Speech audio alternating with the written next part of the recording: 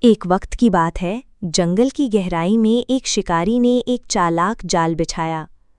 اس نے ایک بہت بڑا اور بھاری لکڑی کا لٹھا ایک درخت کے ساتھ موٹی رسی سے باندھ کر ہوا میں لٹکا دیا۔ خاموش، خطرناک۔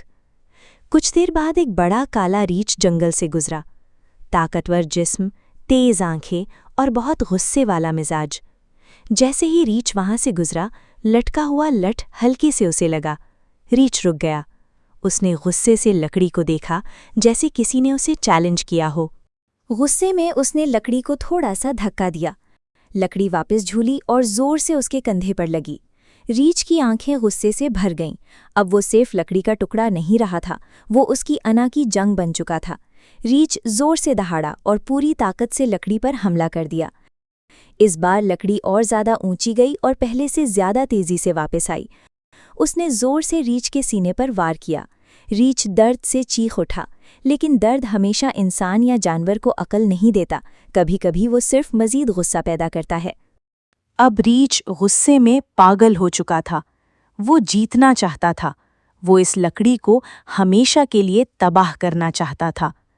اس نے اپنی پوری طاقت جمع کی اور آخری بار پوری قوت سے حملہ کیا۔ بھاری لکڑی ہوا میں بہت اونچی چلی گئی۔ ایک لمحے کے لیے سب کچھ خاموش ہو گیا۔ پھر لکڑی بجلی کی طرح واپس آئی اور سیدھا ریچھ کے سر پر لگی۔ ایک ہی وار، اس کی کھوپڑی ٹوٹ گئی۔ وہ دیو ہیکل ریچھ زمین پر گر گیا۔ اور اپنی آخری سانسوں میں بھی وہ ایک بات نہ سمجھ سکا۔ جس چیز نے اسے مارا وہ کبھی اس کی دشمن تھی ہی نہیں۔ وہ صرف ایک سادہ لکڑی تھی جو اس کے اپنے رد عمل، غصے اور انا کی وجہ سے خطرناک بن گئی۔ نفسیات میں اسے فاسٹینو کا قانون کہا جاتا ہے۔ زندگی میں بہت سی چیزیں حقیقت میں اتنی طاقتور نہیں ہوتیں۔ ہم خود اپنی توجہ اور توانائی دے کر انہیں طاقتور بنا دیتے ہیں۔ ہر بے عزتی جواب کی مستحق نہیں ہوتی۔ ہر بحث آپ کی توجہ کے قابل نہیں ہوتی۔ کچھ لوگ صرف آپ کا سکون برباد کرنا چاہتے ہیں۔